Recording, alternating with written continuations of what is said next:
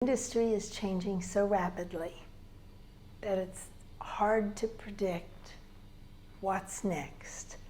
The changes between 9 years ago and today equal probably 27 years in the West. Technology is advanced.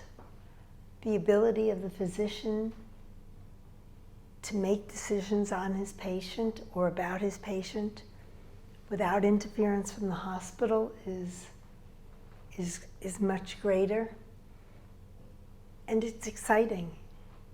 The health of the population and the health and wealth go together. And life is priceless. And so focusing, you ask about change, one of the changes is the focus on well-being, the preventative care. The industry as a whole is growing. There are more and more competitors every day. It's giving patients choice, which is good. Competition makes everybody better. It's made Apollo better. It's pushed us to look at doing things in different ways, both to satisfy our physicians, our patients, our employees.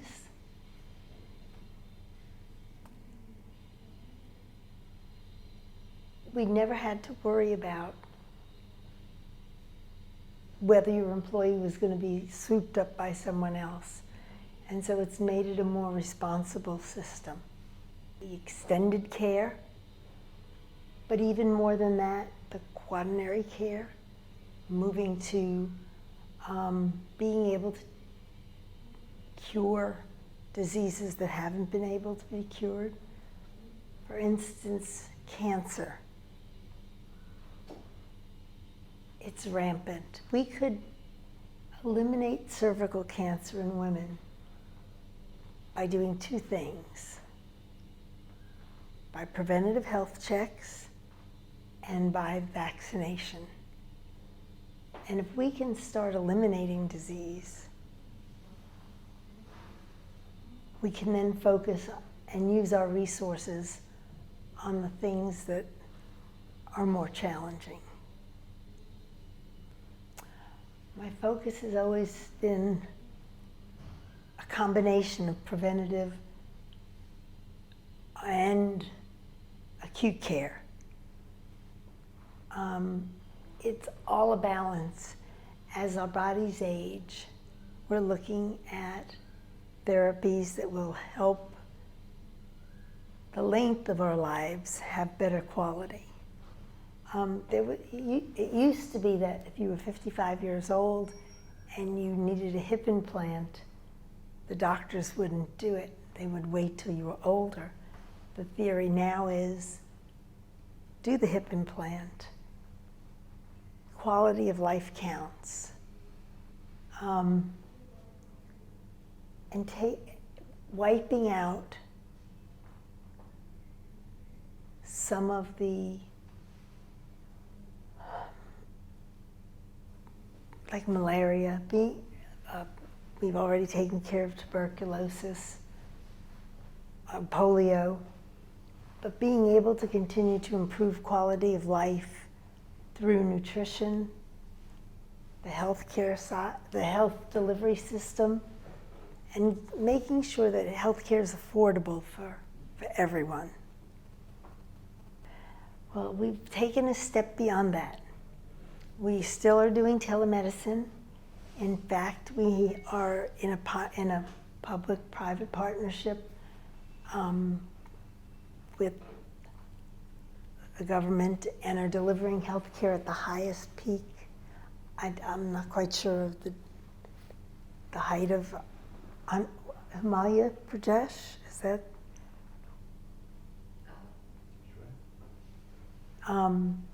But we're delivering care there. We've just signed an agreement with the government of Macedonia.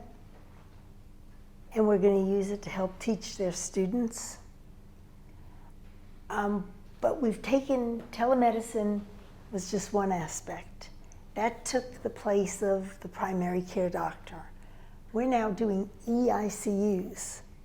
So a doctor in an ICU in any part of the world can watch his patient's pupils react to light in an ICU. So EICU, emergency, as the technology gets better, PPP has been successful in some cases. It really depends on the two partners.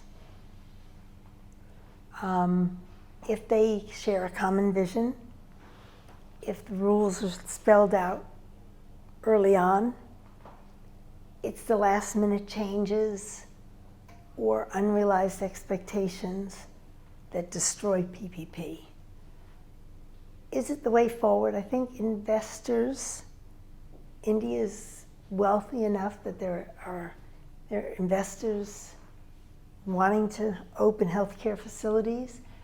There is tremendous interest in the West by NRIs that would like to return home. And so I don't think we're going to be as dependent on PPPs as we once were. Having been managing director up in Delhi, Delhi was a PPP with the Delhi government, Apollo Delhi. I really enjoyed that opportunity. Sometimes it was a bit of a challenge because we approached things from different ways, but it was always, the patient always came first. Every doctor needs to stay current. In some countries, they've insisted after 5 years, doctors sit and take their boards again. In India, there's continuing education. Almost every weekend, there's some sort of an upskilling exercise or a lecture. But Indian doctors are the best in the world, the best and the brightest. When I was in the US, my doctors were Indian. I can remember when I first came to India, one of my former administrators said to me, if you wanted to work with Indian doctors, why didn't you just go work in a rural community? And I'd been here long enough to be offended by the comment. Indian doctors go through, just like all doctors, go through sacrifice, but the number of people that need to be treated gives them an advantage over any doctor elsewhere because they see more in a year, a day, than some doctors ever see in their lives.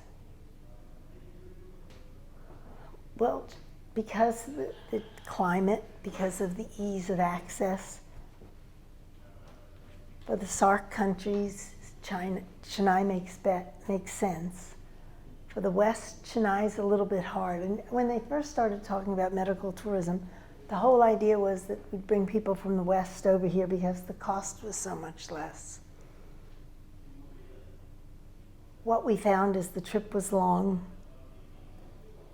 and to the south of the borders, most of that Western medical tourism is gone. Hopefully, while we're providing care, we're also teaching and helping those countries develop their own systems. Post-operative care is the most important part. Being able to rehab, to remain free of infection, to have medicines that you need. The doctors can do a great job surgically,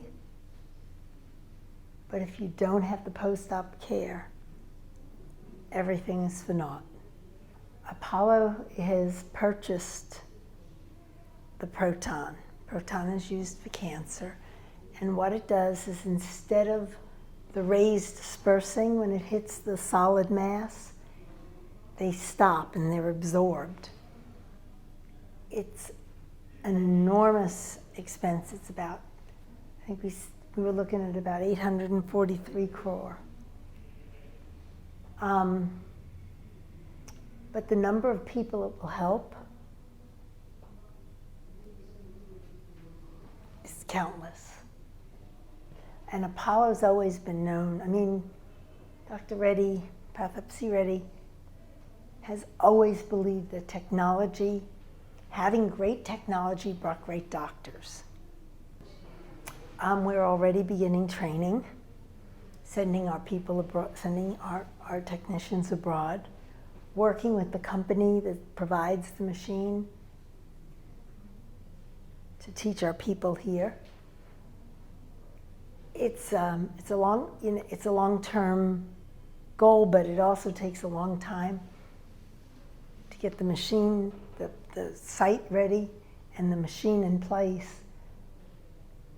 And having done this before, not with the proton, of course, but with other equipment, we understand that it just does take time. It's an investment in the future. You can't put a price on a child's life. Ooh, that's a hard one, because I never thought we'd be where we are. I mean, I really came back and was absolutely amazed by what I've seen. Where are we going to be? I hope there's health care for everybody, that we've sorted through the insurance industry. I kind of feel like health care is a basic right, at least some level. And so the better the corporates do, I hope that'll trickle down and allow the government then to provide care for those less fortunate.